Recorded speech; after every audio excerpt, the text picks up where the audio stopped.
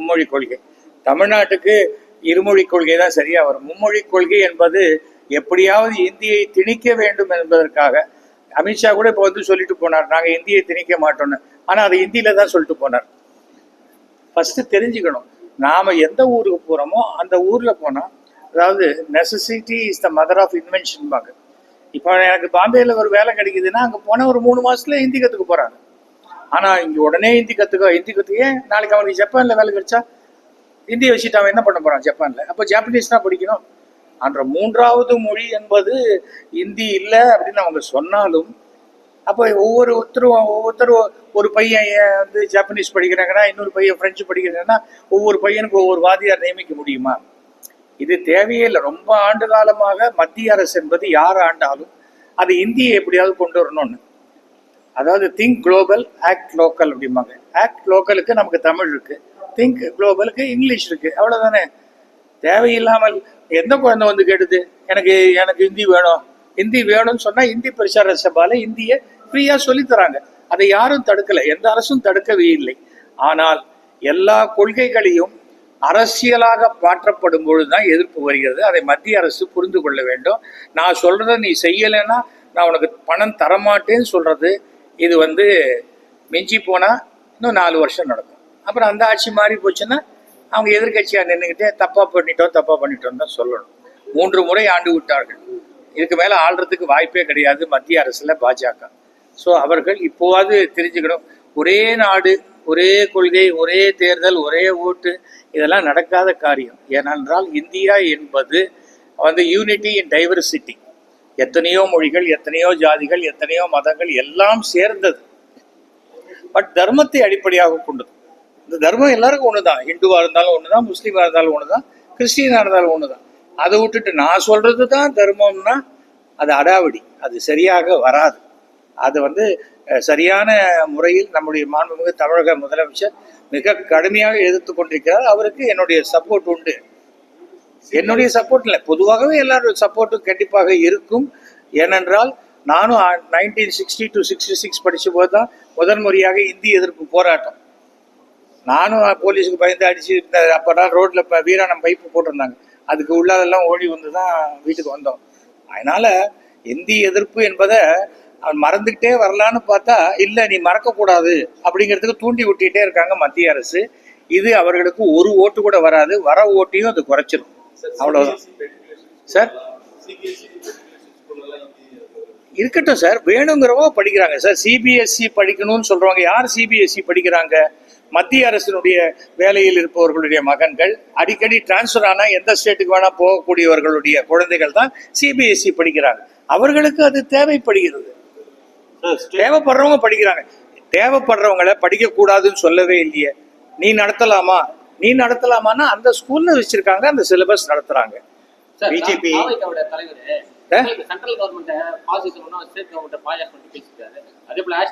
பானாவுக்கு பானா sir, சினிமால சொன்னா claps வரும், அது அவங்க தொண்டர்கள் கை தட்டுவாங்க. பானாவுக்கு பானா. பிஜேபி இந்த 5 ஆண்டு முழுமே பூர்த்தி பண்ண நினைக்கிறேன். பண்ணாது சார், எனக்கு தெரிஞ்சு பண்றதுக்கு வாய்ப்பு கிடையாது. எனக்கு தெரிந்த வரைக்கும் 27 வரைக்கும் இருக்கலாம், அதுக்கப்புறம் தெரியல. முதல்வருக்கு வாழ்த்து சொல்றீங்களா சார்? முதல்வருக்கு வாழ்த்து சொல்லதான் போயிட்டு இருக்கேன். இதே சூழ்நிலை அரசியலில் நீடித்தால் மீண்டும் தமிழக அரசை மாண்புமிகு தமிழக முதல்வர் மு.க. ஸ்டாலின் அவர்கள் தான் ஆளுவார்கள். 2026 அவர் தான் ஆளுவார். அன்னைக்கு என்னுடைய நாடக விழாவுக்கு வந்திருந்த போது எச்.வி. சேகர் கட்டளையிட்டார், நான் வந்தேன். அதே போல நான் ஒரு கட்டளையிட்டிருக்கேன்னாரு. அந்த கட்டளையை நான் கண்டிப்பாக நிறைவேற்றி கொடுப்பேன். ஏன்னா வேர்டு தான் எப்பவுமே. எனக்கு வாழ்க்கையில ஃப்ரெண்ட்ஷிப்பு தான் முக்கியம். எனக்கு என்னால் ஒரு 3 லட்சம் ஓட்டு கொண்டு வர முடியுமா? அந்த 3 லட்சம் ஓட்டை கொண்டு வருவதற்கு உண்டான அனைத்து முயற்சிகளையும் நான் செய்வேன். தவறும் வந்து இந்த அரசே மதிய உணவு, சத்துணவு, குழந்தைங்களுக்கு மார்னிங் டிஃபனு எல்லாமே எவ்வளோ பிரமாதமாக பண்ணுறாங்க. அதை கேலி பண்ணுறவங்களுக்கு அந்த ஸ்டேட்டஸ் தெரியல.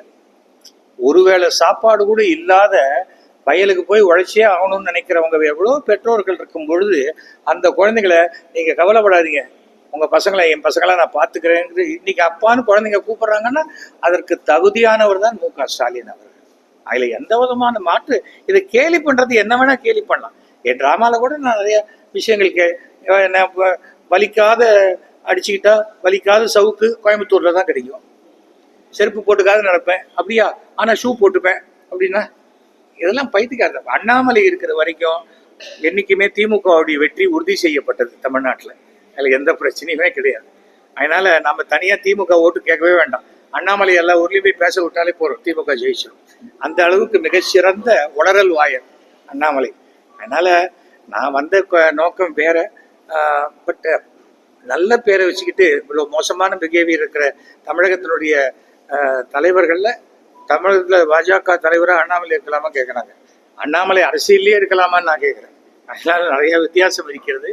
எந்த நாகரிகமும் தெரியாதவரை அவங்க வேன் பேசுறது எல்லாம் ஒரு பாயிண்ட்டை வச்சு பேசலாமே தவிர வாய் திறந்தா பொய்னாக்கா அதெல்லாம் சரியாக வரவே வராது. அதுக்காக தான் நம்ம சொல்கிறோம், சட்ட ரீதியாக என்ன விஷயமோ இருக்கோ அதை சட்ட ரீதியாக செய்யலாம், அவ்வளோதான். அதனால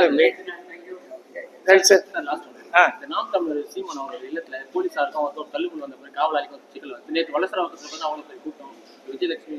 நான் இன்னும் பேப்பர் 2 நாளாக படிக்கல சார். நான் என்ன சொல்கிறேன், போலீஸ் வந்து எப்போதுமே ஒரு தடவை சொல்லுவாங்க, சொன்ன பிறகு வரலன்னு சொன்னால் சம்மன் ஒட்டுவாங்க.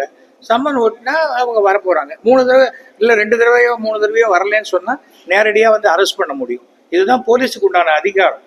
எல்லாத்தையுமே நம்ம எனக்கு கூட நான் என் மேலேயும் ஒரு கேஸ் வந்தது. என்னைக்கு வந்ததோ அன்னைக்கு அந்த டயத்தில் போயிட்டு வந்துட்டேன். என்ன பிரச்சனை இருக்கு? சம்மன் வந்து ஒட்டுற அளவுக்கு நாம நடந்துக்க கூடாது. எனக்கு தருமபுரியில் மீட்டிங் இருக்கு, நான் 1 வாரம் கழிச்சு வருவேன்னா தருமபுரியிலேருந்து நடந்தா வரப்போறாரு ஒருத்தர். நான் என்ன சொல்ல வரேன், நம்ம எதுவாக இருந்தாலும் நம்ம பக்கம் தப்பு இல்லையா, நேரடியாக ஃபேஸ் பண்ணலாம். எல்லாத்தையும் அரசியலாக்கணும்னா அதுக்கு பதில் சொல்ல முடியாது. சீமான் பண்ண ரைட்டா தப்பெல்லாம் சொல்றதுக்கு நான் இல்லை. அது சீமானுக்கு தெரியும், சட்டத்துக்கு தெரியும், போலீஸுக்கு தெரியும், அவன் கோர்ட்டுக்கு தெரியும். நான் இதுக்கு நான் இதில் பேசணும் அவசியம். நன்றி சார், நன்றி.